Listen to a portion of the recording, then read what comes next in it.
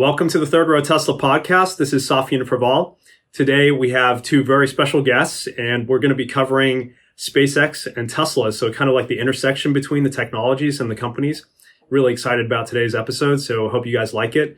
So we've got our third row crew. So we've got with us Kristen, K10.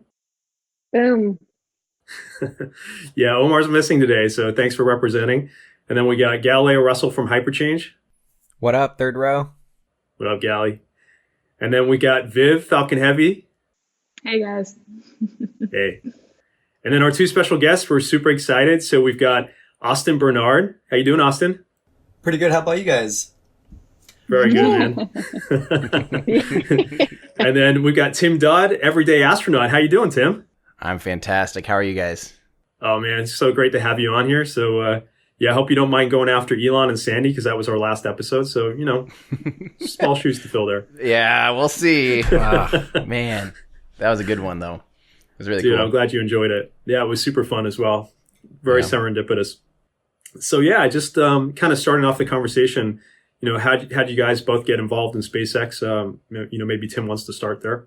Oh, baby. We're coming up on my 6-year anniversary of tomorrow would be my 6-year anniversary of falling in love with SpaceX. Actually, pretty much like today, because 6 years ago it was the mission CRS-3, which was the first mission I ever went to. It was the first time I ever saw a rocket launch. Well, technically I didn't actually get to see the launch. I had to leave the day before, so I left my camera there. So my camera saw the rocket launch from the pad, and someone retrieved it for me. And no one took it. That's pretty awesome. Yeah, that was my first mission, though. And so I did get to go up to the pad, saw Falcon 9. It was the first rocket with landing legs on it, which people were laughing at that idea. Like, how stupid are they to try to put landing legs on this thing? And I was like, yes, a 21st century rocket, finally. That's what got me hooked, was literally seeing people trying new, cool, exciting, hard, challenging things that were considered impossible. It was the first time I was like, I like this. I love it. Thank you, Tim. And then Austin, how'd you get involved in this, man?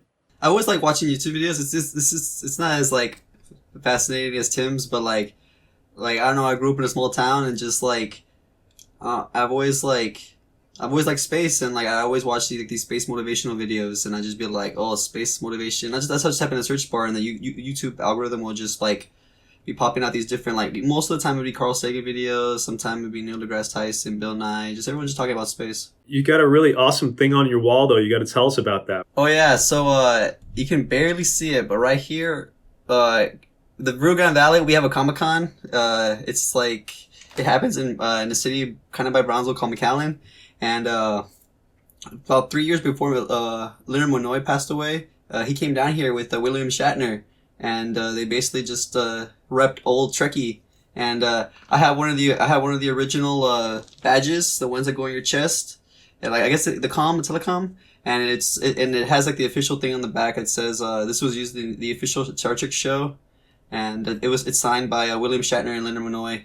Oh man, that's amazing. Whoa, it's pretty special. It was one of the first moments when I got to see him do this, and I was like that. And I was just like, what's going on? Magic moment. I guess because we did interview Elon and Sandy recently in our previous episode. I know both of you guys have met Elon as well. So maybe tell us a little bit about your that experience, and for our viewers interested in that. Austin just casually hangs out with him now and gets fist bumps. I remember when I first met him, it was during the Star Trek presentation, and it was it didn't even feel real. I thought it was in a dream. It was super, super cool. And I remember when I first met Elon, he just said my name. He was just because he greeted everyone first. It was Evelyn, La Padre, S Padre, and then it was me. And everyone else had something to give him. Evelyn wrote him a letter, and S Padre gave him a shirt, and I forgot what Lab gave him a coin or something. And I felt so bad because I didn't have anything to give him. I was just man, everyone else gave him some these nice gifts, and I was just there, and I was just kind of aw. And he just walks up to me, and he just Austin? And that lit up my world. In my head, I was just Elon Musk knows my name. And man, it was just a very he's just the most amazing person you could ever meet. Like, he's just down to earth, and like you don't get the vibes that this is the man that's helping colonize other worlds. It's just like he's just like an old friend that like you haven't seen in a while, and that's how it felt like, and it's just an amazing time. Super cool. What about you, Tim? The first time I don't know if you consider like press events meeting, but like I started asking him questions at press events, and 2016 actually was the first time I think I did. It was the first interplanetary transportation system, the concept at the International Aeronautical Congress in Guadalajara, Mexico. I think it was like end of September 2016. It was like the first time they revealed like BFR, and it was the one that had the weird press conference where people were asking like, Elon, can I kiss you and stuff, or like all this weird stuff. Is this what Mars is going to be like? Just a dusty, waterless shitstorm? So I was like, hey Elon, are you working on a sustainable sanitation? Are we gonna have toilet in Mars? I was in that press conference, or like at that thing, and I asked a question about orbital refueling. Hello, Elon. Tim Dodd here, the Everyday Astronaut with Spaceflight Now. And now in the animation you showed the passengers loading up onto MCT, the interplanetary IPT, and then going into orbit. We're thinking about names. I mean, it's the names thing is really really hard. I think like maybe for the name of the first ship that goes to Mars, not the name of the whole sort of the ship line or whatever necessarily, but the first ship that goes to Mars. Like my current favorite is Heart of Gold from the Hitchhiker's Guide to the Galaxy. So I think probably we'll name the first ship that goes to Mars Heart of Gold, and I like the fact that it's driven by infinite improbability, because I think our ship is also extremely improbable. So I like the infinite improbability drive. The acronym is not the best. But you show it going into orbit with the 100 passengers and then refueling it 3 to 5 times and then doing your Mars injection. Right. Is this the plan, or is it to have a fully fueled, IPT or MCT or whatever, and then put passengers on board? Or can you tell me a little bit about that process? So it really kind of depends on how quickly we do the propellant replenishment. And how many missions are pure cargo versus have people on board. If we can do the refueling very quickly, then we can send people up there and maybe complete the refueling process in a few weeks. If we're loading spacecraft into orbit with crew compartments, say a year in advance, you wouldn't want people on board then. So what we would do is probably just launch just do a mission which all it does is transfer people. So it would wait until the spacecraft is fully fueled, then launch another spacecraft which docks and transfers people from the empty one with tanks empty to one with tanks full. Yep, that makes sense. Thank you. All right. It was maybe one of the only questions about like I don't know, the relevant fact that he questions. or like revealed one of the most advanced concepts ever. Like I don't know, maybe it'd be fun to talk about that. But that just kind of, I guess, so there's a bunch of like things like that. I don't know. The first time I actually met him, like shook his hand though, was actually at the same day as Austin at the Starship event when I interviewed him, and that's the first time we like properly, got to nerd out. So yeah, and I didn't really know for sure if that was going to happen until about an hour beforehand. Sounds pretty normal. I didn't even know I was gonna see him at all. I just thought they were gonna like interrogate me. Wow. Yeah, we had a similar experience of not knowing if it was going to happen. Talking about what Elon's trying to do. I mean, we have SpaceX on the one hand, trying to send rockets to Mars and beyond, hopefully. And then we've got Tesla also, making electric cars, trying to make the world a better place here and do it in style. So what do you think? How do you think, Elon doing these two very different things? What do you think? Why do you think he's doing those things? And, maybe there's some disconnect out there about, it doesn't make sense. So I'm just interested in your opinion, your take on that. It's such a first principles type of person that both of these are types of things where it's difficult, but the reward is quite great. Electric cars have been feasible forever, but it's been difficult to get them on parity or to surpass the abilities of an internal combustion engine and the infrastructure that's already developed, for those systems. And it was, an uphill battle for the first 8 years or whatever, really. And I think it's just it's not a matter of like if it can be done, but like really how, because it, in some sense, like it's super low hanging fruit in the sense of like, it's right there. All the technology exists. It's just a matter of like cultivating it. And in the same way, that's what SpaceX is doing. Like, very few things are properly novel about the concept of reusing of a rocket. Especially, the space shuttle was wildly successful. Even if people want to poo-poo on it, it was a beautiful vehicle, and 2.5 million moving parts on that vehicle. Incredible. It started being engineered and designed in the early 70s. It's a beautiful, beautiful beast, and ushered in this era of reusability. So it's not like he's looking at things that are impossible and brand new concepts. It's like, well, how do we make this? In a sense, you're really seeing him talk more and more and more about manufacturing these days, and you realize that it is that iterative. How do you chip away at all the inefficiencies and the things that are hard to do, but by no means impossible, and just constantly refining, chipping away. And I think those are just the two things that, I have this other funny thing that I realized. It only took me until about last year to realize every company he touches, including Kimball's company, all directly relates to living on Mars. Yeah, Big Green. True. Mm-hmm. Every single thing, between Totally. Manufacturing food on Mars, Boring Company digging tunnels on Mars for habitation. Obviously Tesla with batteries and electric motors for rovers and solar panels for Mars. Everything has to do with living on Mars. And then he realized, like, maybe this is all really part of the grand scheme, and like the ability to fund and make it a viable concept for Earth is just kind of lucky happenstance for the rest of us. Yeah, we're super lucky. And you have a Model 3 as well. You have a Tesla, right? Yes. Yep. I have a performance Model 3, and I've already put 34,000 miles on it. Oh, sweet, wow. man. Yeah, I've got like 45,000 on my performance Model 3 too. And you were at Laguna Seca, right? You were at the track? I was at the track, but not with my car. Yeah. Oh, somebody else's car. But I saw that Yep. video of you going down the corkscrew. Maybe I'll play it if you don't mind in our podcast. Yeah, go ahead. You were just like laughing, right? I was giggling like a child.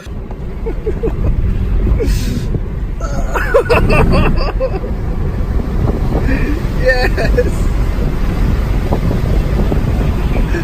Oh my god. Yes.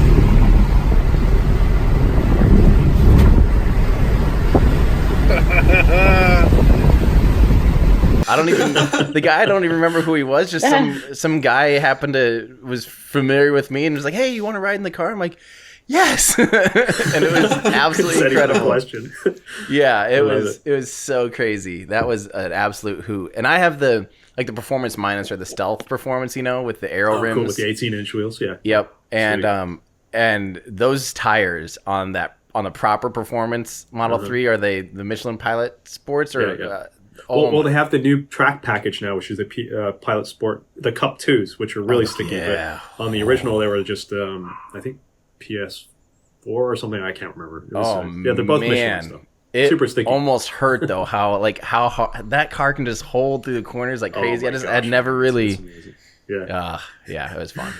I'm glad you have fun. Yeah, we've all seen the rapid and ongoing extreme iteration Boca Chica, right? And throughout SpaceX history with Falcon 1, and later Falcon 9 and Dragon. So maybe SpaceX, because they're a private company, but just in general, they're not bound to the same bureaucracy as NASA. And so we're just currently stopping any real innovation in the legacy space companies. And in addition, these companies actually have an incentive not to innovate, like Boeing, ULA, because of all these cost plus contracts. And I mean, do you see any kind of change happening in the near future, especially with Commercial Crew and just in general, because like I think that should change. This is something that I just wrote 26 pages on because I'm doing a video about potentially using other systems Perfect. other than SLS and Orion for the Artemis program. And it's unfortunately, it's actually an incredibly nuanced topic. And you're exactly right that the cost plus contracting scheme just really here's the deal.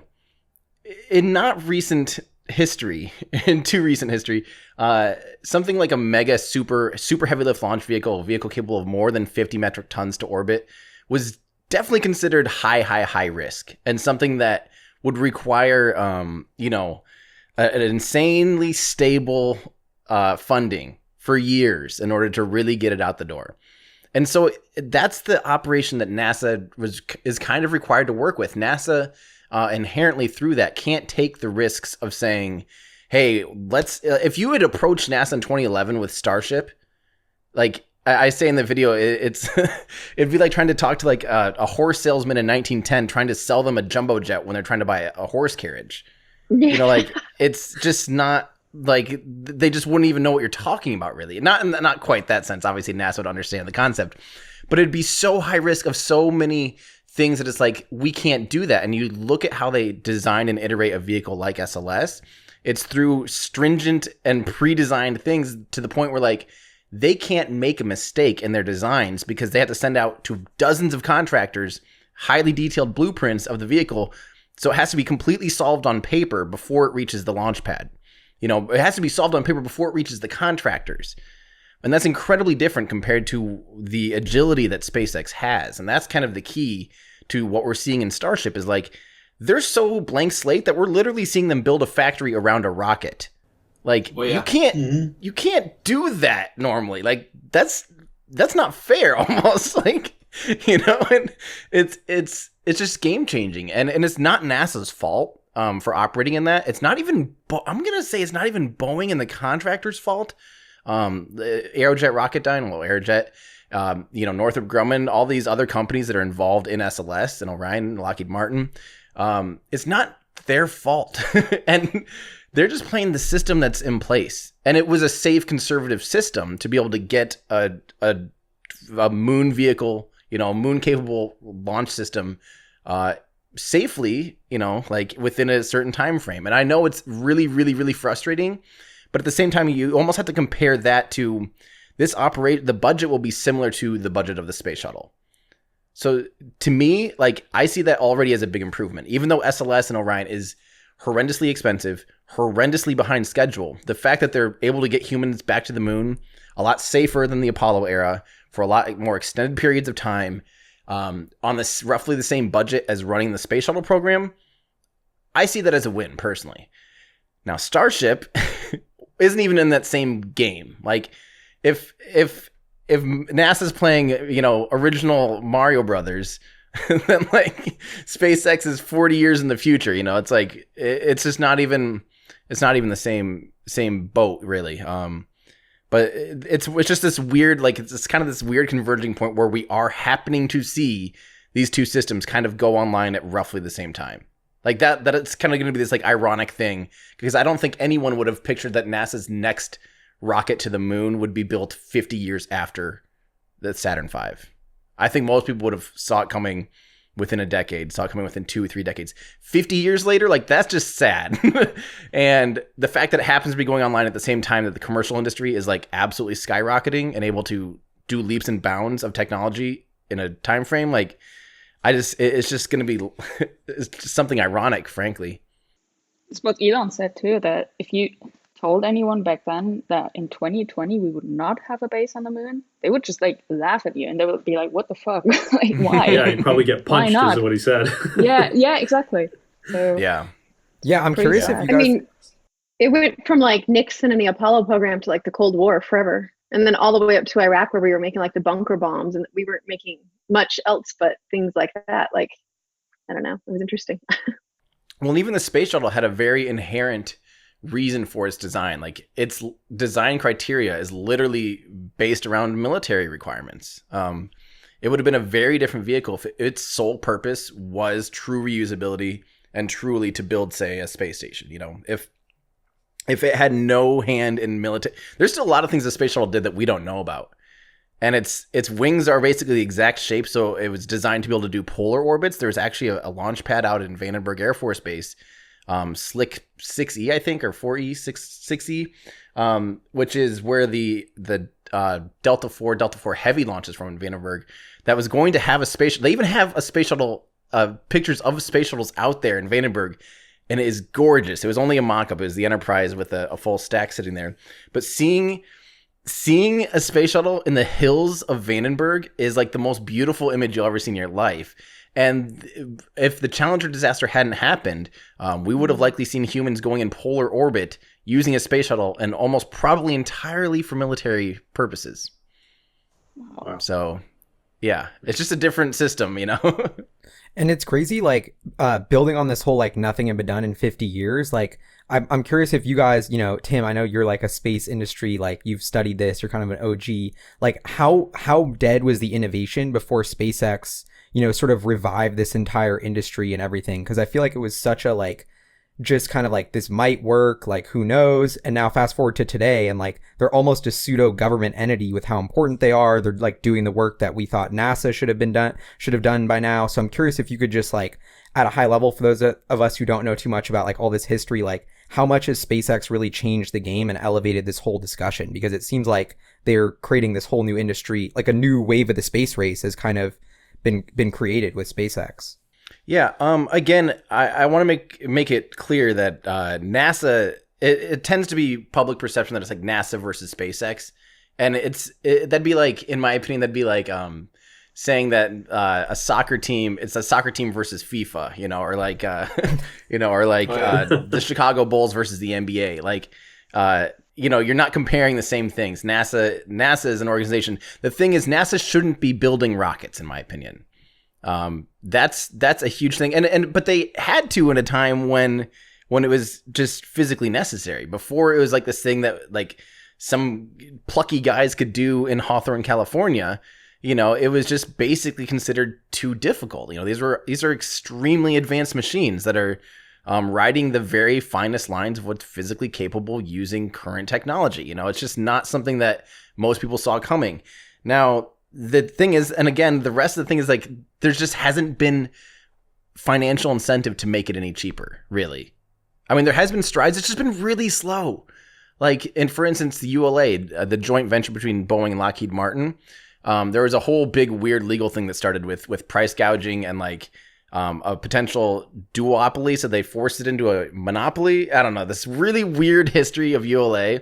But ULA made steps to actually make their vehicles cheaper. Like that was kind of one of the outcomes. But it just wasn't fine. And Vulcan rocket will be substantially cheaper and more capable than anything they've made since. So it's the step in the right direction. But that's at the pace of like what the industry had been doing. And SpaceX's pace is just like, they never settle on making things cheaper, faster, and more capable. Like they just don't. Like Tesla. Yeah, exactly. Like there's and it's just no one else is doing that. And so like that's the big change. The big change isn't some like, wow, they invented this new technology, or wow, they're pulling from a lot of industry things. You know, they're leaning a lot on NASA's knowledge base, a lot of like physically leaning on NASA's expertise and, you know, materials, pulling from that whole catalog. They're standing on the shoulders of giants, but then they're wearing stilts on top of that now, and like they're just, you know, I don't know. Now it is game changing, and they're forcing the rest of the industry to really pay attention. We were actually having an in-depth conversation on Discord earlier today, and I personally don't think that we're going to see any expendable rockets, at least from the United States, in the 2030s. I think by 2030, it would be financially invalid to dispose of a rocket. Well, and that's so interesting because you say that there's no real tech innovation, or it's not like a new technology, but I would argue this whole making rockets reusable, maybe it's more of like a cost economic breakthrough, but that seems to me like that is really what's unlocked everything, and nobody even thought that was possible pre-SpaceX. So I'm curious if you could touch on like what they've really done there, because that seems to be the unlock that makes it cheaper to launch satellites, which means we can launch thousands of satellites, which means we can have Starlink. Like that's the innovation that's leading to all these other innovations on top of what SpaceX is doing. Right. Well, again, it's not any one particular technology. It's really the chef is really good at cooking with all the ingredients, because propulsive landing has obviously been done. We landed on the moon using propulsive landing, so it's been done for a long time. The DCX program in the 90s was actually a lot of the engineers from DCX, Lockheed Martin, went off to work for SpaceX and Blue Origin, but they had developed vertical takeoff, vertical landing rockets, and landed propulsively, not nearly as high. They didn't, go up above, I don't remember, I think like 10 kilometers or something, but pretty substantial. I mean, they had to do the propulsive landing bit, and that's the hard part. So SpaceX really just took, even the ability to land a rocket, a lot of the guidance and stuff like that is definitely derivative and conceptually similar to an intercontinental missile. And weapon systems, there's a lot of things that they're pulling from. It's like I said, it's almost like they're taking from all of these things that are extremely, extremely difficult and putting them together. And that's kind of the real key, because it's not like it's nothing. The idea of reusing a rocket and propulsively landing it is not novel. That's what science fiction predicted in like the 40s and 50s, so it's definitely not novel, but it just took some insane drive and persistence and risk to really say it's worth it, Do you think it has to do with more like the SLS is possibly contracted out in different parts, where SpaceX is vertical integrating most of its stuff? That's something I try to look into quite a bit, because SpaceX has to be one of the easily the most vertically integrated rocket manufacturer. They bring so much stuff in house. And SLS obviously is a smorgasbord of different companies, and that's by nature. That's intended to be that way by NASA and by Congress to be able to really lean on all these other contractors. And unfortunately, for better or worse, it's also kind of in that same way a jobs program, But I think the fact that Starship can literally change between one and then the next one can come out and be totally different, because they're basically they just tell the guys at the shop, hey, we're not going to make this, we want this part to be over here. Just weld it up different, And it's just a lot more fluid when it is like top down integrated like that. Starship is such a clean slate design that they can do almost everything. Elon, right before we got on air, was talking about the redesigns to the aerodynamic features of Starship. And apparently no flaps. Like different flaps apparently already, and we haven't even seen it fly with what we thought were the current flaps. They're still doing R&D on the fluid dynamics of going from hypersonic to supersonic and subsonic. I bet you they have some awesome supercomputers working on those problems, and they're just willing to change because they can just bang out a fin in the shop. It's just, I don't know, it's super different. It's super different. I love it. But that's why like the change to stainless steel was so important. Like they can just crank out all these prototypes without losing much money, without losing much time. Like, I mean, SN3 just exploded just like a week ago, and they already have like SN4 stacked up. So that's just really, really impressive. And I think they definitely made the right decision to go away from carbon fiber. So definitely. The fact that like they switched to stainless steel instead of carbon fibers was a smart idea, because just imagine like let's say you land on Mars, right? You get like a flat tire, right? Carbon fiber, there is no carbon fiber factory, right? There is no clean room. You can't just like fix your ship. At least if you let's say even the storage of the cargo bay of Starship, you have an extra stainless steel sheet. You can just weld that puppy back on and your ship's fixed. Smart. Or you can take that piece off and make a Cybertruck out of it. Yeah. I think Tim was the one who asked Elon about the special steel, right? So I want my Cybertruck with remnants of a Starship prototype, please. That's so cool. Yeah, that'd be awesome. Just have the don't even put a wrap on it. Just let's see that raw stainless steel, man. Absolutely. I want it dinged up. I want it scratched up. I want it a little wrinkle in it because it crumbled at some point. Character. Yes, I really do. I'm dead serious, and I want that baby parked I want it parked on an angle in a future everyday astronaut public space, and everyone can come and just touch it. Love it. I have a theory that there was like the pressurized Mars version of the Cybertruck they were going to unveil, but because of like the shatter, they didn't get to it in the presentation or something. But I know Elon has mentioned that before, so I was like so bummed. I was like, where's my like $150,000 like Mars ready Cybertruck that I can buy? Because I know they're working on that. I honestly thought the same thing. I thought it was going to be like they open the doors and it's like, like depressurizes and you realize like, oh, that thing's actually sealed like up. an astronaut. Yes. Starman walks out. So cool. Yeah, Starman. Yeah. Yeah. Yeah. Next I'm time. wondering if Elon. they're gonna switch to a Cybertruck for getting the astronauts to the pad. Like right now, I think they're using a Model X, but Oh, yeah, Model I think X. they definitely should use a Cybertruck.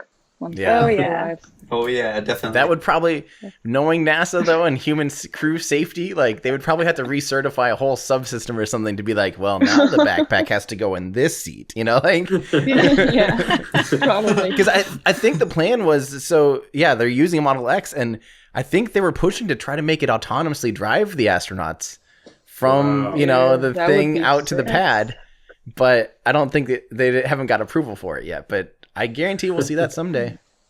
It'd be easy in, is really in a cool. closed environment like that. That'd be hilariously easy. Wouldn't rely on any of the like proper full self-driving, Is that one thing you see with the Starship? Because I know the space shuttle had its own, it had its own software and computer system, but SpaceX just integrating kind of that Tesla software kind of stuff is super sharp. I mean, that's why we're landing perfectly on those pads, right? Yeah, I mean, I don't even know the people that figure that stuff out. I don't know how much of it is in any way directly related to Tesla and full self-driving, but it's a similar design philosophy of just like, let's try it out, see what happens, and implement and upgrade from there. It's that same, watching the first landing attempts, CRS-3 included. The first ones we really saw footage of was CRS-4, CRS-5. And CRS-6 were the first like attempts we actually saw them at trying to land, and you could tell each time they were making the software was pretty much bang on. They just had to make a small hardware tweaks, but it's really just that idea of like, hey, we'll try it out, see what goes wrong, and then fix from there. And we really haven't seen anything like that in the aerospace industry since the Soviet Union, where there is that willingness to like fly and allow things to break and then being like, okay, now we know what to fix. And the fact that we can actually sit, I pulled people aside, I'm like, watch, there's a camera. We're going to go to space on the rocket. Watch this. This is so cool. Like, Yeah. My son loves watching them. He go even if it's in Florida or something, he'll run outside to see where is it, because we live pretty close to Vandenberg, just 50 miles north, and so he loves going and seeing them. We can see them from our roof, so we go sit up on the roof and watch it. Safa actually watched the launch in your Tesla, like right next to the booster. There you go. That was so cool just to see like the rocket and then like having the launch literally on your center screen of the car. It's pretty I was amazing. like- I was actually driving through Santa Maria because that's so Santa Maria, and then north is San Luis Obispo is where I'm at, and yeah, so that's right near Vandenberg. So I was driving, and I forget which launch it was, but it was the one which it had like it looked like little fireworks and aliens and stuff. And my wife had tweeted out I to remember. Elon, "Is like, is it aliens?" And he's like, "Some people thought it was alien, but it was definitely not alien." Yeah. I think that was Salcom maybe or something. But yeah, that was a nutty. That was the best backlit twilight phenomenon I've ever seen. is that the one from downtown LA where it looked like the, Yeah, that was the second That one. was so looked pretty. That was beautiful, beautiful. too. Well, the thing that is extra spooky for people is the difference with SpaceX's Falcon 9 and other rockets is after the stage separation, the first stage is doing things, so that's why you're seeing those little pulses of things. You're seeing the RCS, the reaction control systems, fire up and flip the stage around, and then they ignite the first stage again, so it makes another plume, and you have these plume interactions that are just absolutely fascinating. And then, once it's done burning, it still does all these things. So you're still seeing little puffs of RCS.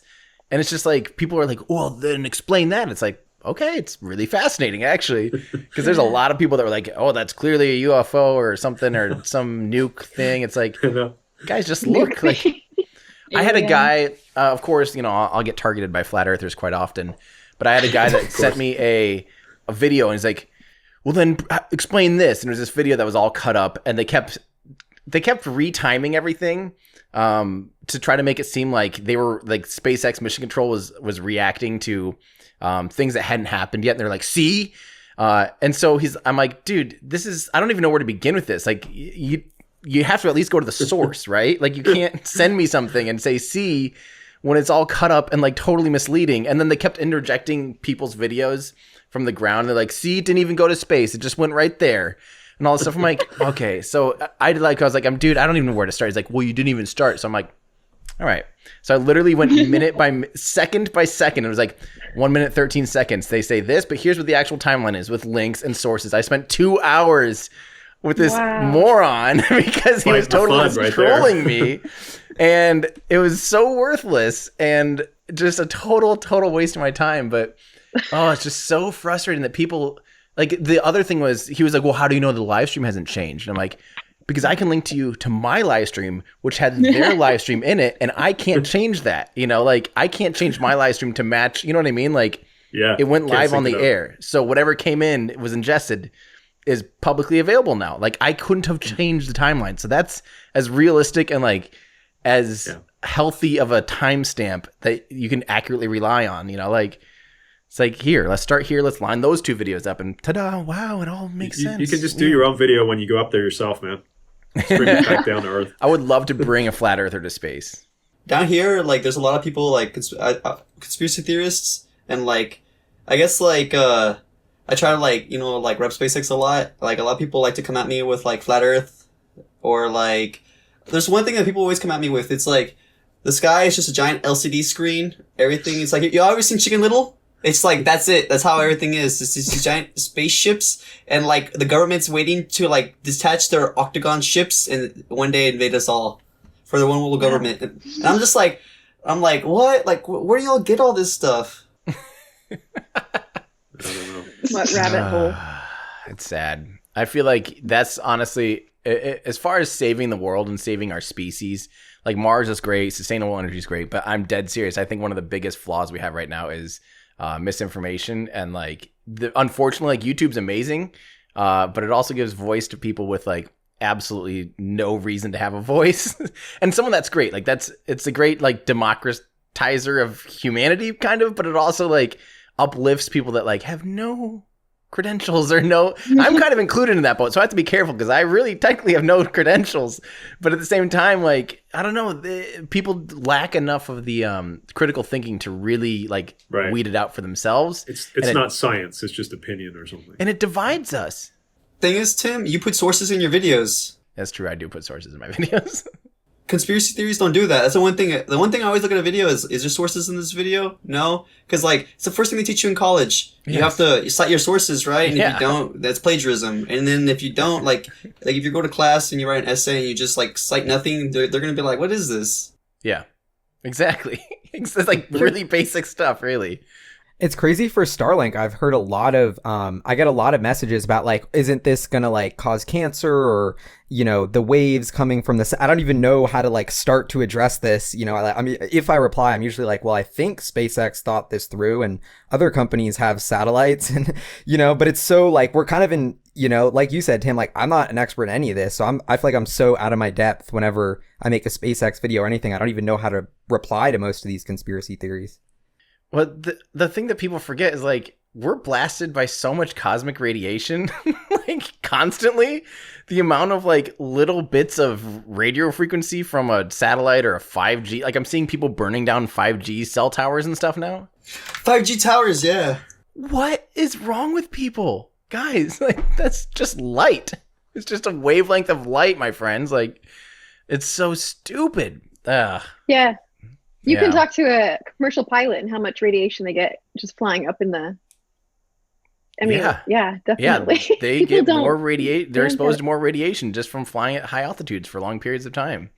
Well, let's talk a little bit about, you know, like, because you mentioned radiation and that sort of, you know, concern. Also, what about, you know, I know you just did recently some research on the pollution, and people talk about like Tesla, you know, is trying to save our planet by making things cleaner, but then you have these rockets from SpaceX. So, you know, maybe talk a little bit about that, how it's really not as bad as people think.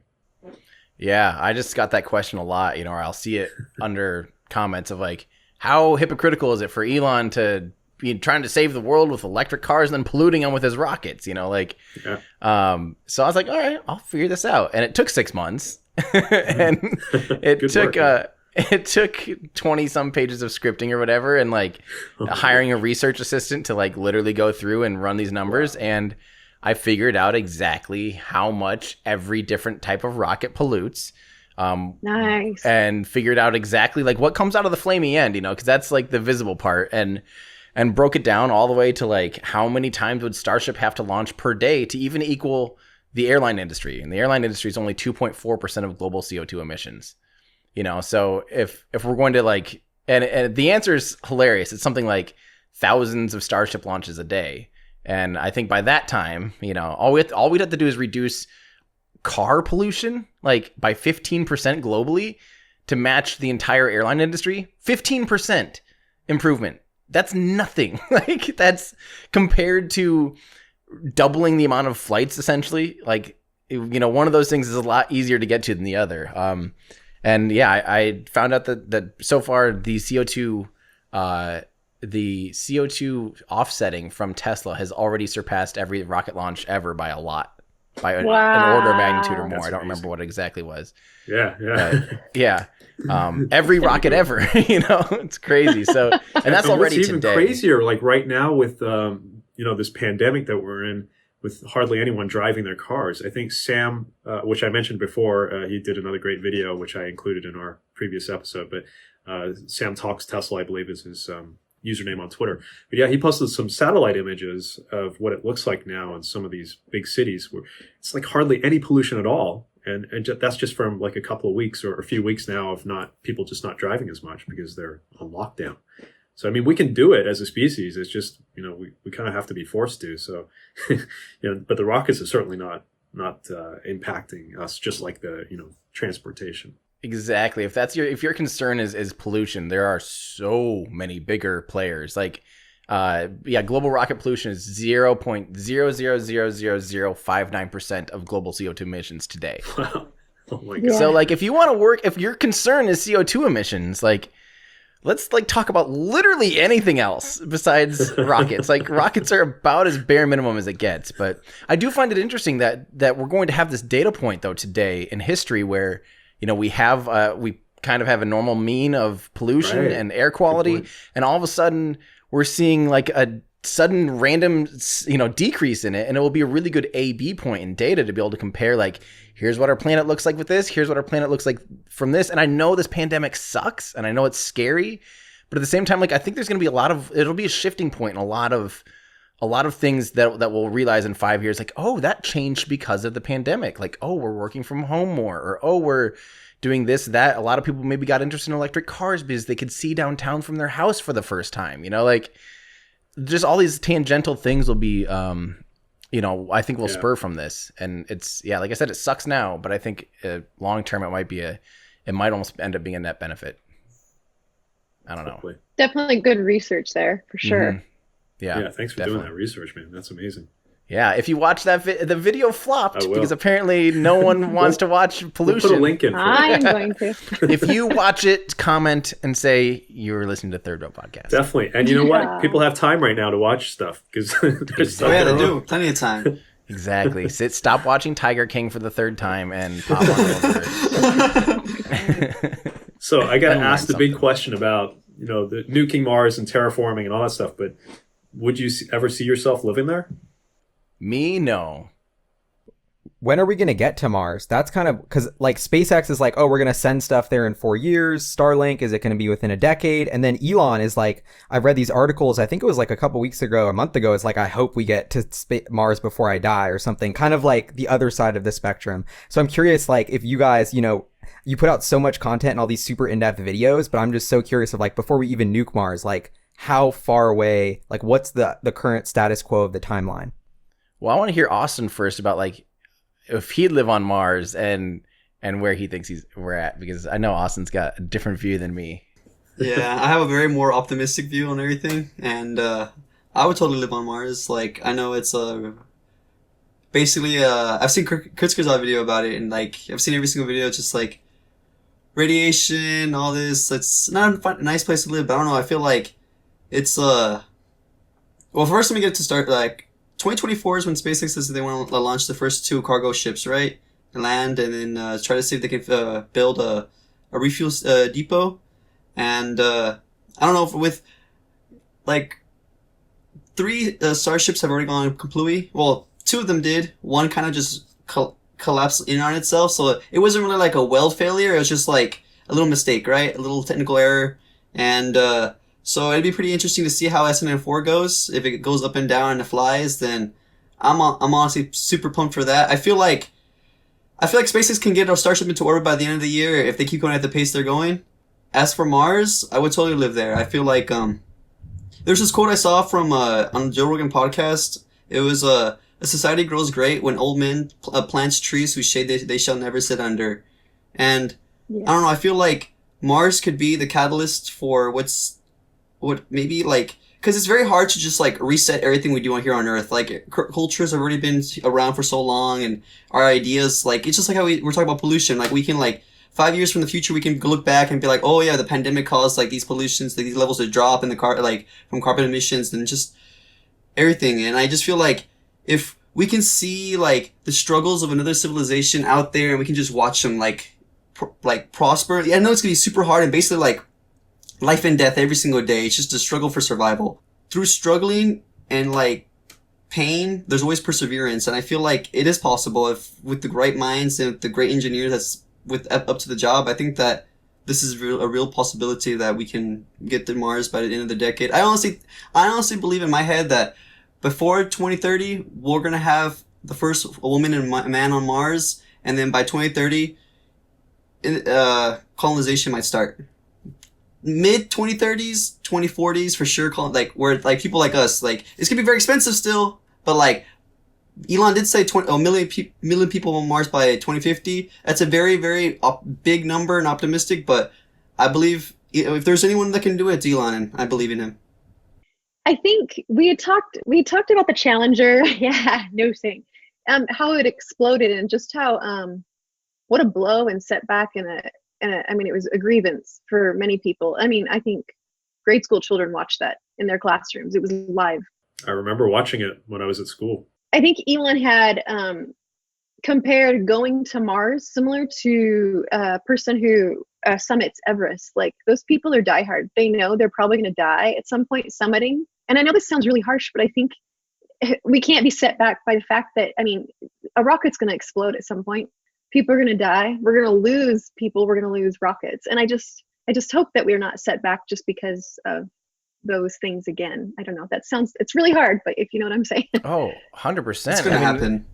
Yeah, in the same way that, like, I know that we are very risk averse, and I know that NASA has very high standards on human lives as a factor. They actually have a calculation, 1 in 500 chance of fatality on ascent, 1 in 500 chance on reentry, and 1 in 270 on orbit, believe it or not. On orbit's considered one of the highest risk places now just because of potentially, space debris, micrometeorites, just so you could collide with something else up there.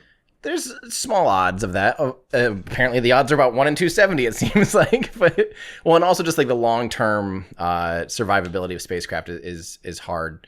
But as far as our species though just longs for that exploration. The death rate of early pilots, people that were silly enough to strap themselves onto some canvas and bamboo with a 4 horsepower 2-stroke motor that's like just screaming right in your ear, with a spinning propeller right next to your face.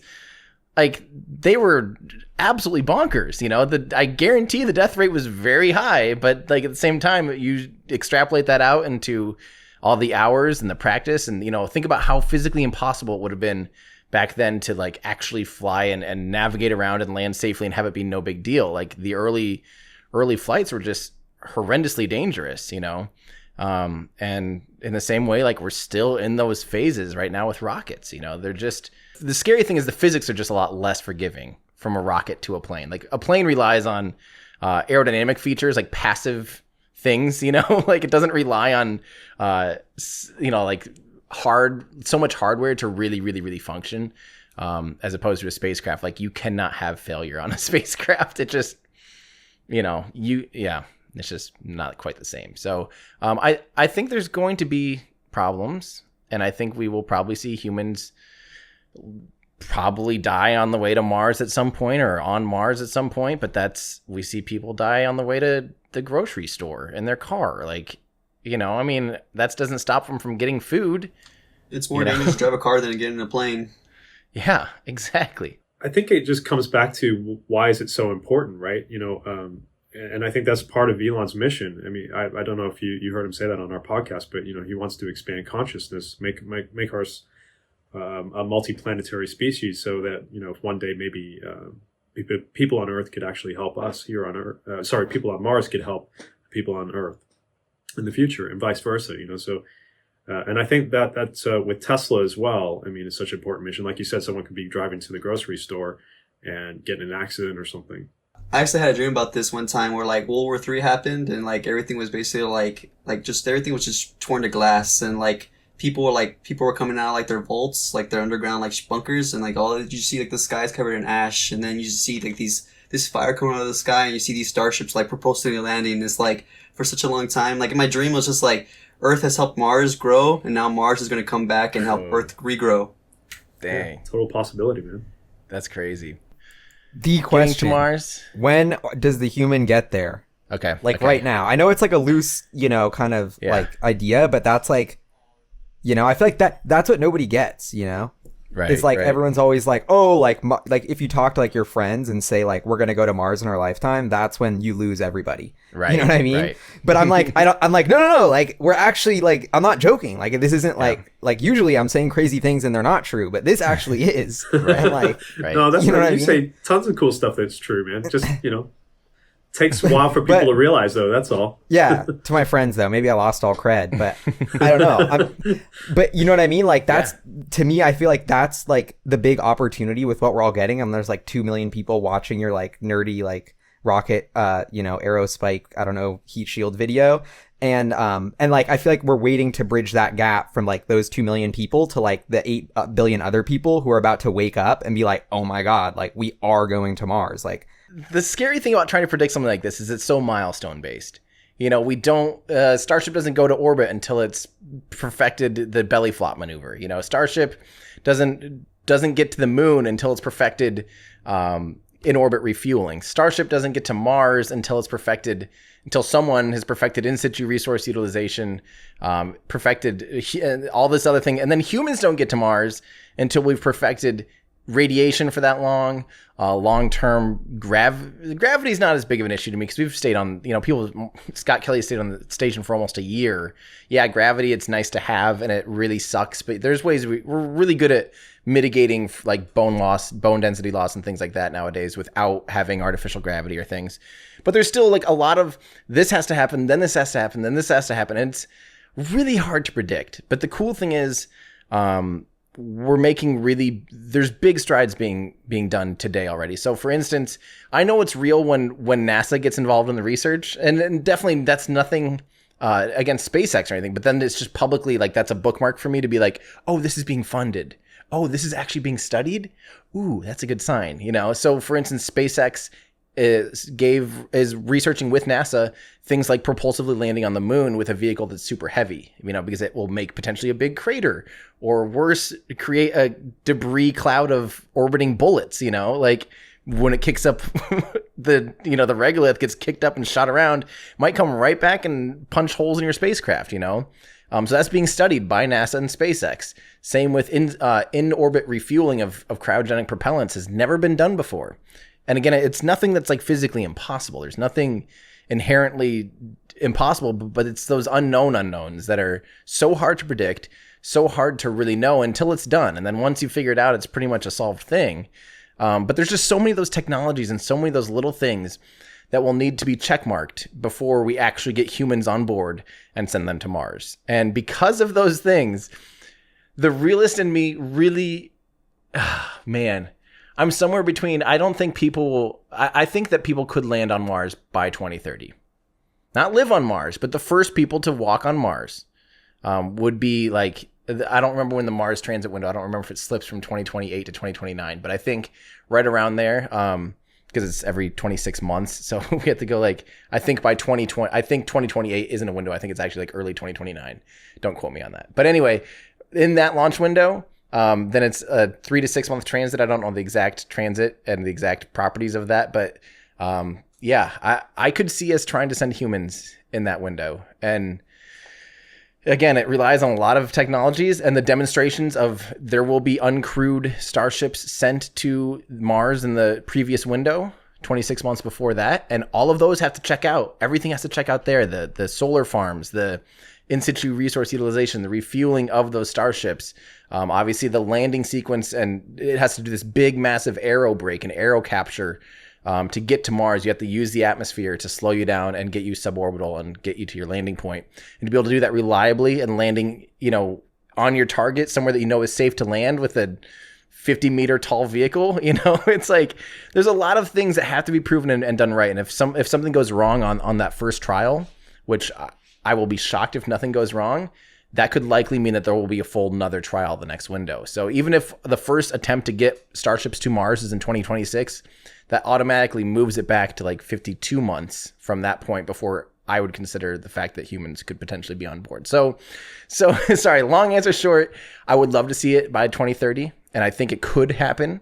But realistically, I think because of the long transit windows and the time that it takes 26 months for another opportunity to give it a go, I wouldn't be surprised at all if it does slip to early 2030, like early 2030s for humans to be on board. I'll take it. That goes into terraforming a little bit there.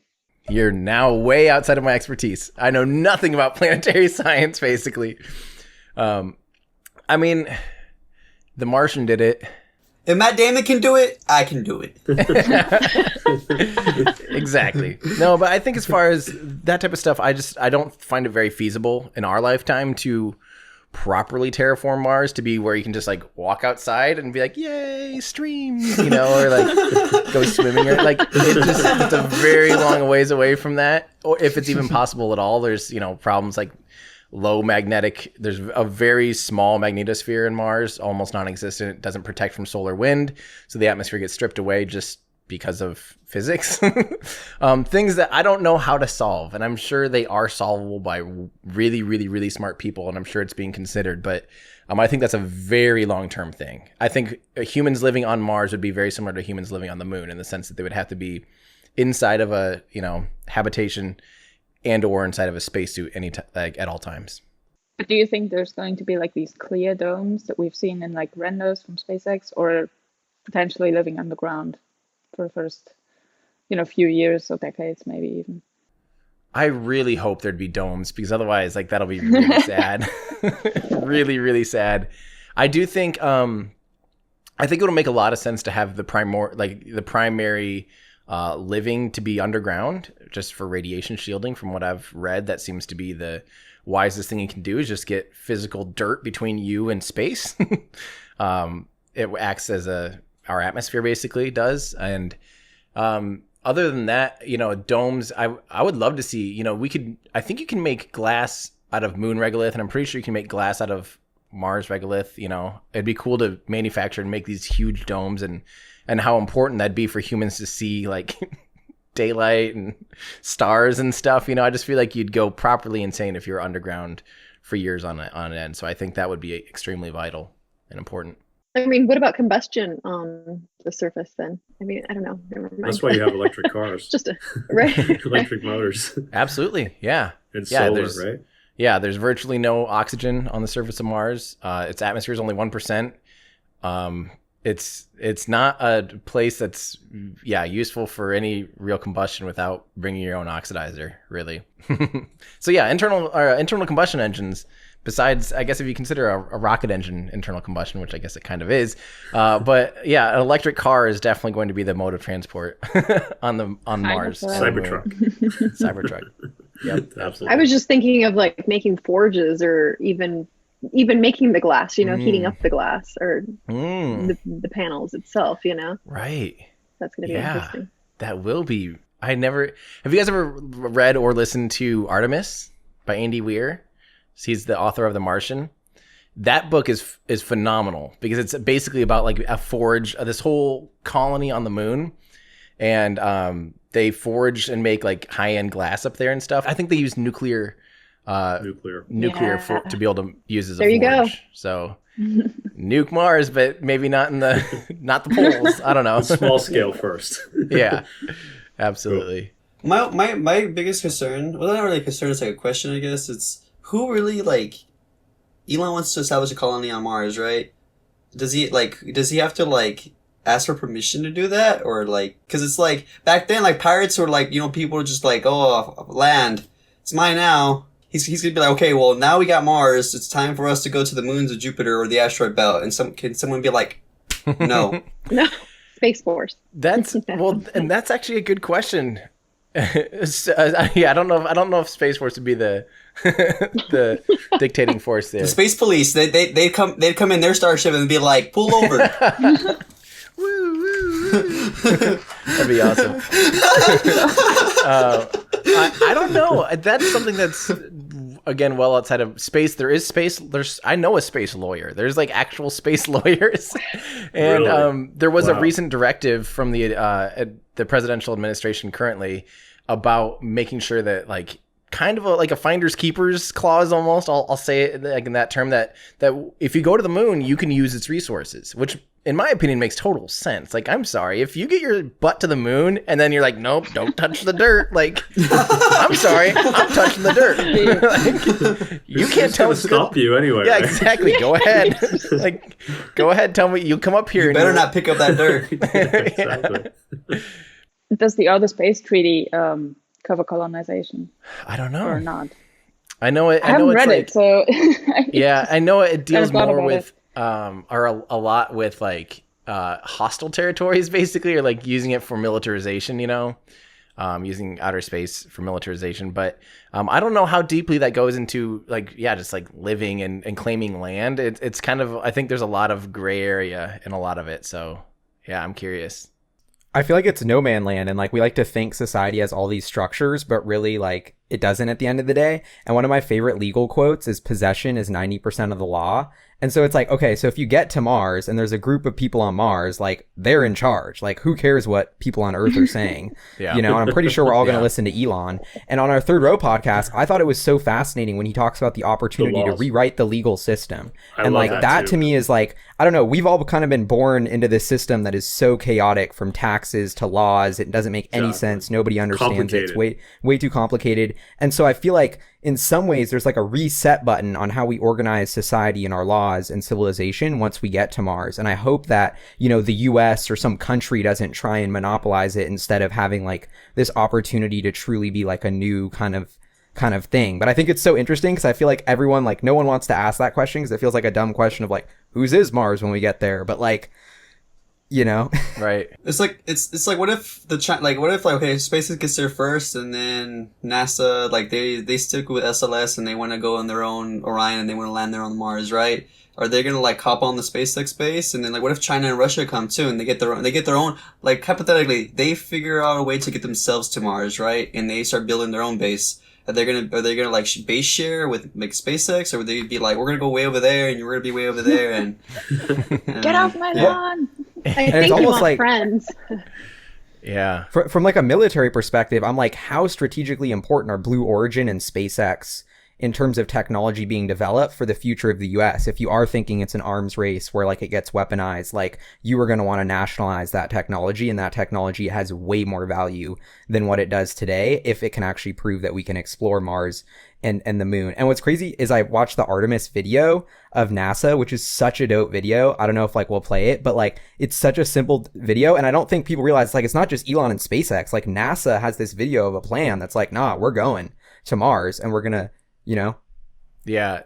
NASA's Artemis program is actually really, I've gotten very excited about it in the past 6 months, because a lot of the important thing when it comes to any administration's plans for exploration or space plans, because they can change every potentially 4 years in the United States. You know, you can have the next president be like, nope, screw that, scratch that, you know. So it's very volatile. But the cool thing is that checks are written, contracts are signed, and there's a lot of actual physical hardware built and ready. And I think once we get back to the moon and actually start testing out some technologies, properly learning how to live and stay in space, like, NASA's doing the right moves here, and I'm really excited for. I'm actually genuinely very excited for Artemis, and I feel like Jim Bridenstine, the current NASA administrator, I thought I would not like him when he first was put in charge, but he has done a phenomenal job and really bringing commercial partners in. For instance, SpaceX is going to be delivering 9 tons of cargo, or I think 5 tons of cargo, to the new Gateway space station. Yeah, commercial, right? Yep. So there's basically a commercial contract saying, hey, send us supplies on this space station that's orbiting the moon. And Falcon Heavy got the bid with a extended Dragon called Dragon XL. And it'll hold up to 5 tons of cargo. It's really, really exciting. And the fact that NASA is pulling, leaning on the success of the commercial resupply missions and the commercial crew program and seeing the value of fixed price contracting and seeing it properly play out is really exciting. And I think it'll make space exploration significantly cheaper and move at a much faster pace than it ever has before. Gateway isn't going to be launched by SLS anymore. It's going to be commercial, right? Parts will be launched, likely parts. Some parts may need to be launched by SLS, but I think that's still up in the air. But most of it, I think some key parts will definitely be sent up also by Falcon Heavy because it has really the greatest ability for technically a C3 of minus 0.99 translunar injection. It has the highest payload capability on the market. So besides SLS. But do you think they're actually going to end up using Dragon XL? Or maybe Starship? Because I think it's going to happen in 2023, if I'm correct. So maybe they'll definitely use Dragon XL. So that a thing like this will be very is very set in stone. Like the way the space industry works is you basically have to bid on something that NASA knows exists now, and that's something that I talk about in this upcoming video that I'm working on between Starship and SLS. What's really hard to predict with Starship is that right now, as far as NASA is concerned, Starship is somewhere between a TRL-3 and a TRL-6, so a technology readiness level out of 9. 9 means it's flown to orbit, done the things that it needs to do, and been successful. And so far, Falcon Heavy, of course, is TRL-9. Believe it or not, Artemis SLS and Orion, as a system, every subcomponent is basically flown and considered TRL-9. And it will be once EFT1 or not, wait, yeah. It's next year, right? The first flight is next year? EM1, yep. Then, basically that'll be checked off. And because Starship is kind of leapfrogging some of these steps, basically it could go from TRL-3 of this it might work and here's kind of what we're doing to it's operational in a flight, and and the time between now and then is very hard to predict, but as far as NASA's concerned, Starship is still very, very, very developmental. And it's in development, but its pace of development is unheard of and really hard to predict. So don't put me on the spot for that. I remember when it's the day Starhopper was gonna fly, and then me and Tim landed on we were on Nomad's roof, and I asked Tim, I was like, "Do you have an extra lens?" And he's just like, "Here you go, my good sir." And then with that lens, I was able to get footage, and I was very grateful of that. And that's where it's Starhopper is the number 1. I don't know. Hopefully, I guess Crew Dragon's gonna be number 2, and then Starship. But I'm super excited for all these flights. Hopefully this pandemic calms down and we're able to. Maybe people can go see the flight, but hopefully, cross some fingers. Same for me. I've been really hoping to be able to see the first hops and fires of Starship. I'll push everything aside, but and then legally, as actually a legal entity of media, I could go and travel, but I also want to be as responsible as possible during this time, and not put myself or others at risk, by traveling. It's a very risky endeavor.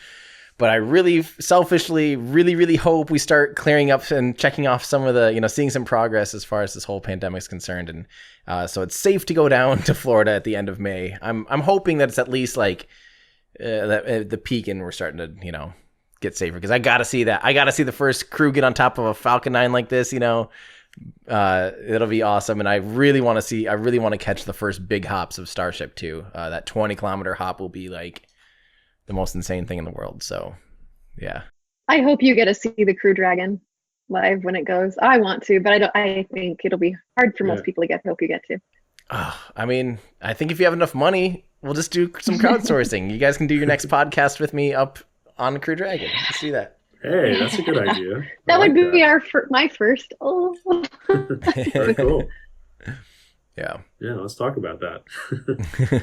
That's so cool, like all this footage from Starhopper, Starship, like one day we'll just look back at that and be like, wow, that happened. And that's when it all started. That's when, Mars started, or that's when humans just started going to space, really, like not just, low Earth orbit or not just the moon.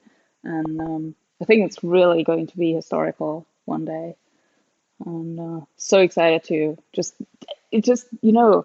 I'm not personally involved in all of this, or any of this really. So I'm not even sure if I will go to Mars. Like, who knows? But just witnessing all of this is so inspiring. And I think like this is really what Elon said, that you need that you need things that get you up in the morning and get you excited. And this is really one of them. And just seeing what SpaceX is doing is just, it really does get me up every morning. Just like, because it's something to look forward to and to, see that the future is actually going to be better and not worse. So that means a lot. And I'm really, really grateful we get to, witness all of that. Yeah, we're living in really exciting times. And you're right. If you watch every one of Elon's speeches about BFR, ITS, whatever you want to call it, Starship, every time he says, like, basically the why is like, because it's exciting. And like, because it's something to look forward to. And I think that's one of the reasons that Austin, he loves you, is because you embody that, you are someone that a few years ago, it just happens that a spaceship factory dropped into your backyard and like now it changed your life. Like you are the living proof of that pudding of like, here we go. We can actually inspire people. And, look at you now, man. And to a lot of people out here in Brownsville, I know it's like not really much to them, but like it feels like when you drive out there and you drive on Highway 4, like you can get I just imagine like this is the world people are going to see for the last time before they leave to another world. Like, and then like all this environment, it's just like I just walk around, I'm just like I take in the air and I'm just like wow, this is all really happening. And you can see just how like SpaceX is growing, like probably like their property's growing like by the week. It's like one day they're going to have, it's going to be the first interplanetary launch site, and it's just going to be like a private interplanetary launch site. And it's just going to be crazy to feel the ground shaking and see Starship take off. Like just we're living in the first moments of human history where we're about to settle other worlds. And I think this time for real. It might take however long it takes, but we're getting there, and I know we can do it. Exactly. Yeah. I do have to say, for everyone listening, especially those here in this Zoom conference, you will absolutely have to go to see a launch at Boca Chica, because South Padre Island, let's put this into perspective. South Padre Island is only about 5 miles, 8 kilometers, Viv, from the launch to the hotels is only about 5 miles.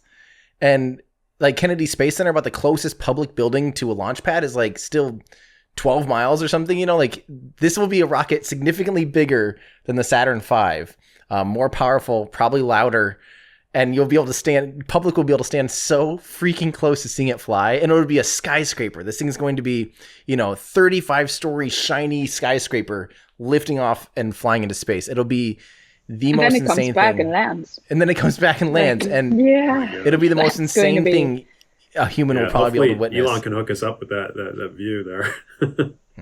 I can all drive our Cybertrucks out there. The first launch of Starship. It'd be super sweet. It's going to be amazing. Yeah, go ahead. Same. I just hate it so much when people are like, "Oh, Mars is an escape hatch for rich people," and I'm like, "No, it's not. Like this is. It makes me so angry." Or when like, people say, "We're not trying to fix our problems on Earth. Why would we leave Earth and try to go on another planet?" And that's completely opposite of why. I love sending them a link of like just showing just how much spaceflight innovation has helped so many different problems on Earth, and this is just like just imagine the possibilities of Mars technology, like whatever we develop on there, helping people on Earth. And just well, that's something I was going on a little bit of a soapbox here on Twitter before we got on, because people don't realize, like, I have this saying that, like, how do you solve world hunger? World hunger is a problem. How do you solve it? You can't just like, hey guys, go solve world hunger. How do you get a human to live on another planet that has no resources, that's completely inhabitable? Now that's a solvable solution. And likely that hyper-focused, weird niche, like examining of a really weird problem will lead to all these technologies and all these solutions that we would have never come up with because you came to it from this really particular angle, you know? And in the same way, like, look at how people always say like, oh, the problems on Earth. Yes, we have problems. But the average person today, like even the poorest person today, or almost all of the poorest people today, have resources that the richest people 100 years ago couldn't even have dreamt of.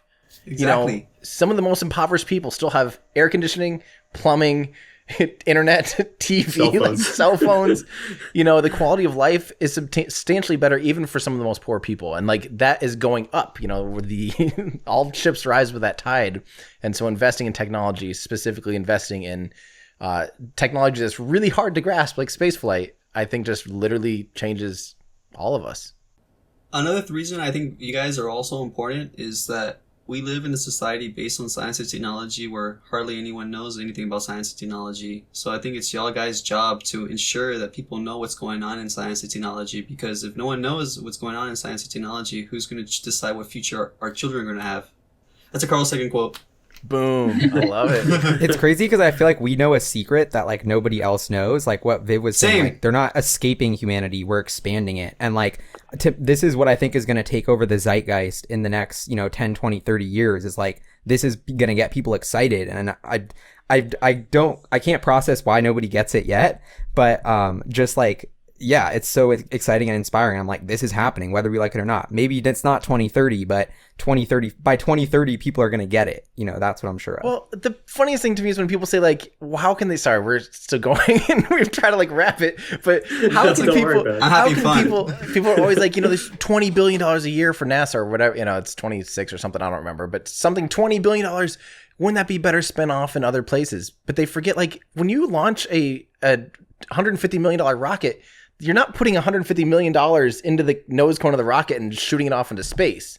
Like, that $150 million is spent down here on Earth. Yeah, it's spent down here on the engineers, the raw materials, and the brain, the actual mental brain capacity is expanded when we spend money in that way. Like the NASA engineers and the people that work in the aerospace industry, if it wasn't for the Apollo program, we wouldn't have software. Right. Like that was literally developed in the Apollo program, basically. And like, we wouldn't have that. So like, goodbye our entire economy right now. Think about how many jobs were created because we had to develop a thing called software. Yeah, it's just, I'm a software engineer. Yeah, you're welcome. But see, that's why it's so great that SpaceX is driving down launch costs. So NASA and everyone else can spend more money on research instead of like the rocket. Mm-hmm. So it's like out of our tax dollar. This is how much NASA makes out of our tax dollar right here. Or actually half of that. Yeah, half of that. Yep. And the human exploration aspect is only about less than half than that even. Like the actual people going to space is about a quarter of a penny or so, of a dollar. So to me, that's worth it.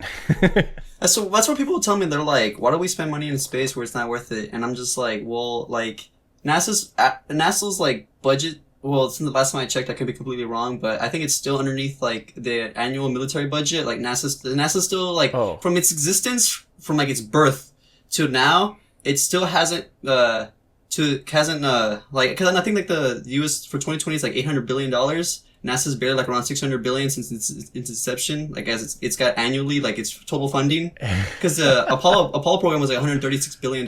Like in our with inflation of today's budget.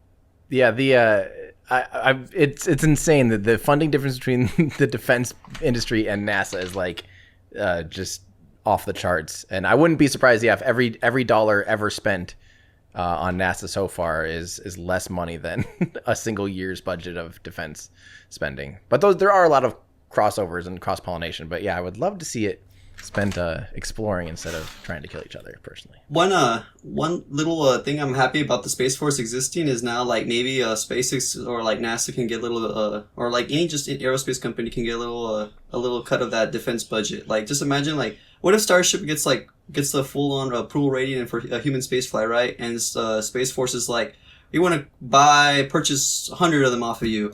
That's That's pretty good funding, right? Have you heard the Air Force general that spoke with Elon? I think he's done it a couple times now, or for sure just recently.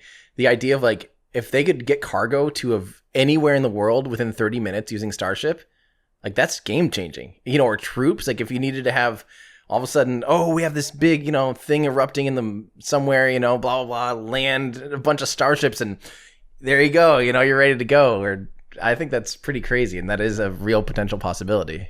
That would be very crazy. Yeah. That would be sweet if they started contracting with them just to get it kick-started more. I would love that. Yeah. Yeah. Crazy times, guys. All right, guys. Well, it's been super fun having you on, man. I just can't. We got to do this again. It's awesome. Yeah, just both of you guys at the same time. So it's really, really special. So yeah, really appreciate you guys joining in. Is there any last thing you want to say to anybody, to our viewers? Well, I want to say something to Austin. I hope I get to see you soon, man. I hope I can come down, see you, and hang out and watch Starship fly. We all have to go see it. Like, all that's right, one thing. let's plan it. Let's do it. Most definitely. I for sure. Like, I don't know. Like, as much as I want to record the first Starship flight, whatever. Like, even though it's probably gonna have no wings or anything like that, I'm just gonna see with my own eyes, and I just want to be like, just take it in and be like, this is history coming into fruition. And I'm probably gonna cry, but it's just gonna be super awesome. I hope you do. Yeah. And I'll scream a lot, I'm sure. I'll probably do both. Oh yeah, I wanted to say real quick to the viewers. I hope you all live long and prosper, and all of y'all stay safe and healthy, and get to enjoy your time with your families. Yeah, long and prosper, guys. Third Row Tesla signing off.